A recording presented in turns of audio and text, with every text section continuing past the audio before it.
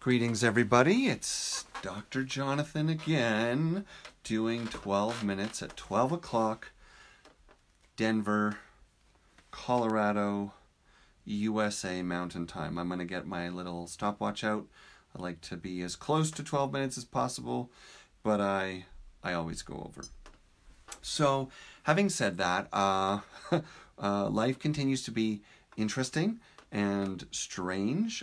For many of us, we are now in official locations of government-sanctioned quarantine, self-quarantine, limited social movement. And it's interesting that one of the first lessons I shared on the Althea Center Denver Facebook page in one of our free live Sunday gatherings, 10:30 a.m., was the principle that in life we tend not to see what we're looking at. Rather, we see what we're looking through. So our preferences, our expectations, our desires, our idea of the future, our culture, our conditioning, our wounding. And in a similar way, it's been fascinating for me to observe how each personality responds to the request to limit their movement, to limit their interactions. Now, how people react is not about good or bad. It's not something I'm suggesting we judge.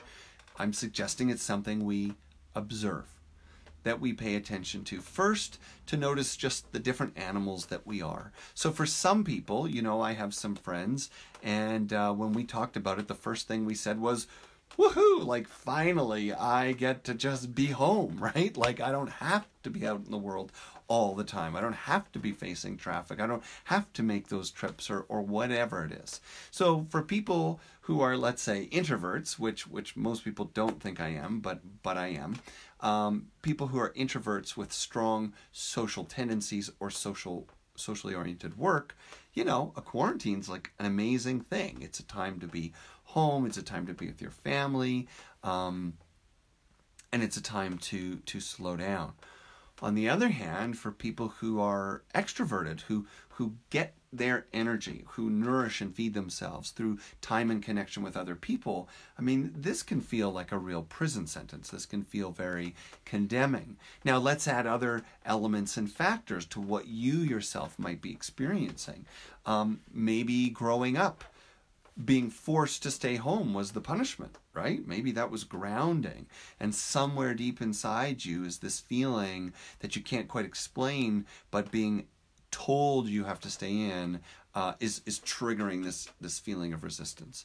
For other people, particularly if there has been experiences in which they have felt they've lost control, then the obligation to stay in can feel like a confinement that aggravates an old wound. So freedom for people that operate, at least in terms of movement and lifestyle, people who relate to freedom as a kind of medicine for the wound that they carry, well, being told you can't go out is something that's going to not only aggravate the pain, but quite frankly might even be something difficult to abide by or even control oneself to honor, because it feels so deeply emotionally triggering and painful.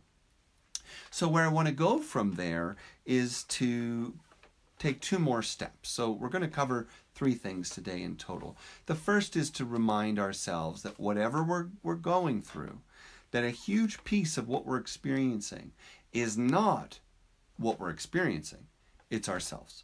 A huge piece of what is coming up and what we're looking at every day is our relationship to the things that are coming up and not the things themselves. So, my example was quarantine, and for some of us, it might be something, while we're extremely sad, sympathetic, and empathic for those people that are truly suffering because of it, we might personally see it as a gift, a time to slow down, be home, be in nature. It's an example. Or people that are really struggling with a sense of panic, a sense of fear, a sense of indignation that they should not be controlled, that this is the beginning of a military state.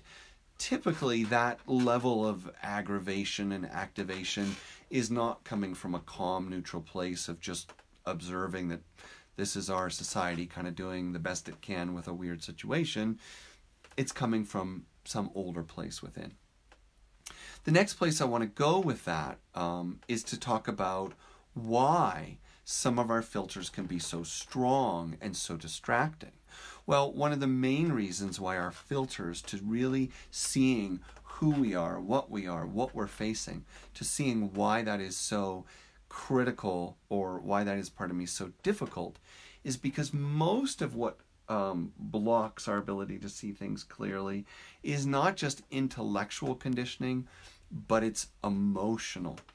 More than emotional conditioning, it's emotional patterning, it's emotional habits. And as the example I've already given, it's deep emotional trigger. So if you say, we're working on a team, and you say, oh, I thought you already did that, right? A simple comment, a simple observation. I can hear that 100 different ways. Oh, I thought you already did that, and I read into it, oh, and that means what? You made some other decision based on this without checking on me? How dare you? What? You're saying you're disappointed in me because you thought it was done, but I didn't do it, and now you're pointing it out? Or something neutral. You're simply letting me know that you didn't realize it wasn't done. 3 really different reactions. Now, you could say that they're all of equal weight, but here's the thing to keep in mind. Whenever an emotion is triggered, particularly one rooted in pain or trauma or stress or, a deep family conditioning, then that emotion is going to be experienced as permanent, personal, and pervasive. Now, many of you that follow my work know that I use this expression a lot, and certainly many psychologists and therapists do. The power, the deceiving power of an emotion is that it feels permanent, personal, and pervasive. So, an example might be that if things don't go your way and it triggers abandonment or shame, right? Just whatever kind of deep emotion you can think of, rather than your first response being curiosity, I wonder if this is going to last. Or, I wonder why that happened. Or, well, I guess this stuff goes on all the time, and if it's going to happen to anyone, I guess it could happen to me. If there's an emotional root and an emotional trigger, then the feeling about the situation will probably sound something more like, I can't believe this happened again, right? The feeling is, this always happens to me. And the sense of panic or fear or reaction is built on this sense that we're not getting out of this quickly, that this is going to last forever. And so strong emotional reactions have an implicit distortion in perception of what's going on. It's about me. It's against me.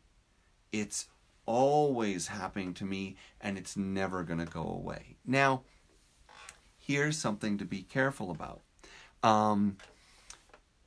If you want to move from a reaction, emotional reaction, into mental justification, beware, because the world is big enough and wide enough, and with now getting closer and closer to 8 billion people, you're always going to find evidence for what you're afraid of, right? So if you want to go online right now and look for all the worst things that are happening because of this pandemic, people losing jobs, people losing relationships, people losing family members, you'll find all of it. You'll find tons of it. You can spend your whole day in nothing but sorrow and misery, justifying your greatest fears. On the other hand, if you are able to move to a spirit-centered place, work with your breath, work with a broader perspective, work with a more curious, open mindset. Start with meditation and stillness, and then move into mental creativity, intuition, innovation. As I say, creativity. Then you can start taking steps and finally engage your emotions from a different place. How does it feel? And is this a sustainable, life-affirming approach that you're embarking on?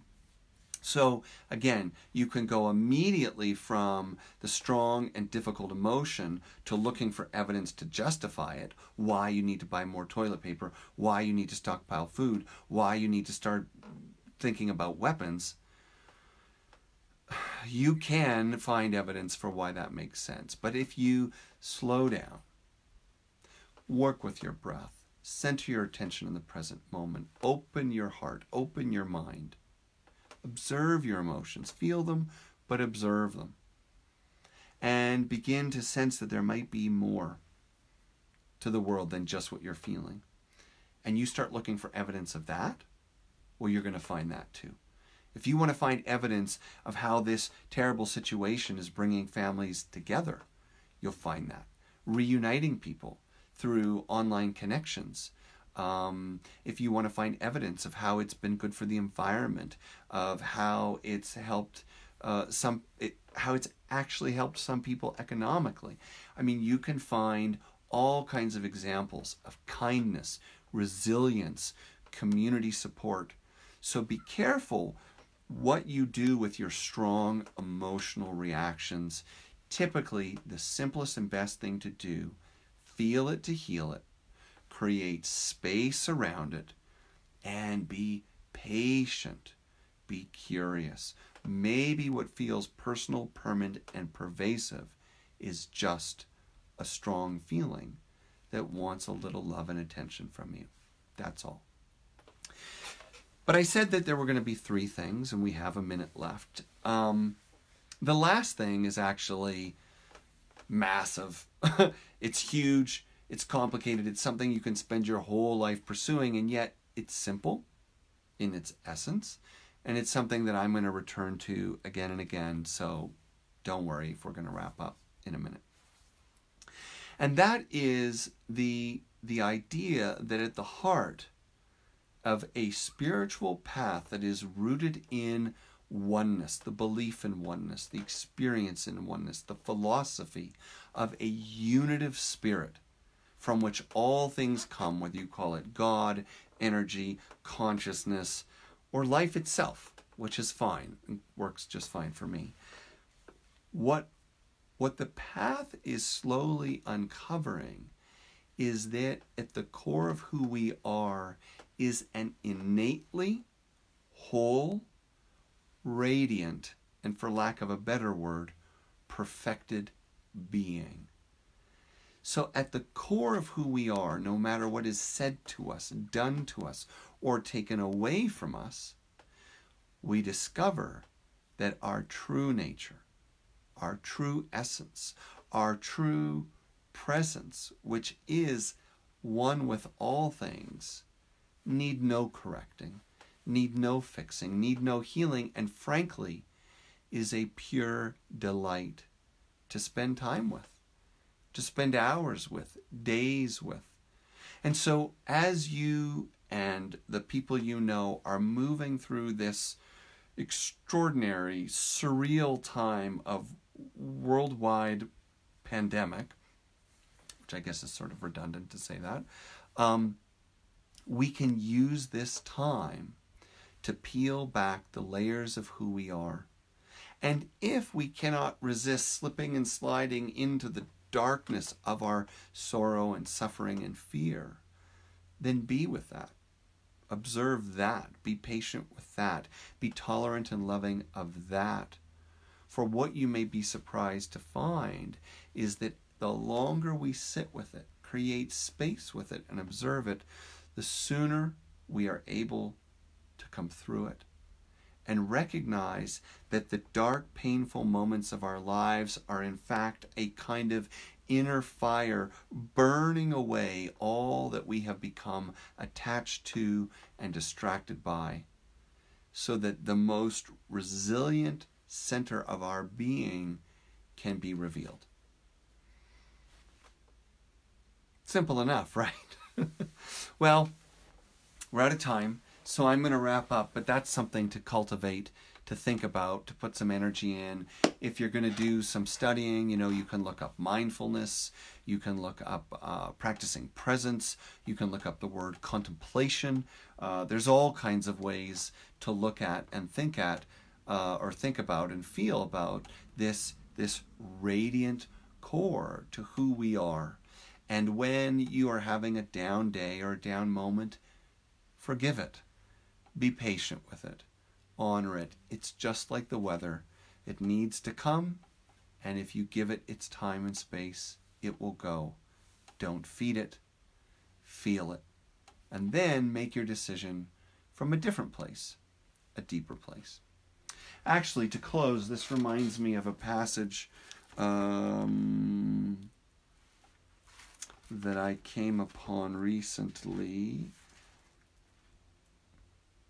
Saint Teresa of Avila, one of the many great mystics I recommend that you turn to in these days. In 1515 she wrote, or shortly after 1515 she wrote, "Let nothing disturb you. Let nothing frighten you. All things are passing. Patient endurance attains all things. One whom God possesses, one who allows themselves to be possessed by spirit, wants nothing, for spirit alone suffices." So with that, maybe we can take a breath, close our eyes,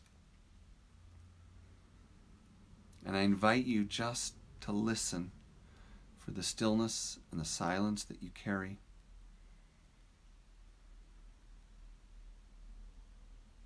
And remember, this stillness, this is the vastness that contains all life, all experience. If we listen in this stillness long enough, we find that love and wisdom are ever present.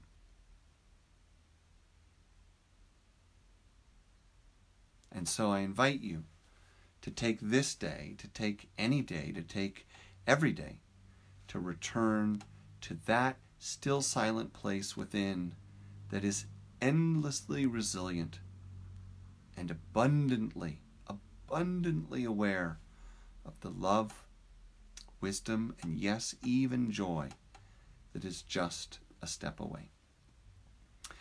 I'll see you again tomorrow. If I'm ever unavailable live, I will still post a video or some message at 12. So I will see you 12 at 12. Thank you so much. And I'm going to say goodbye.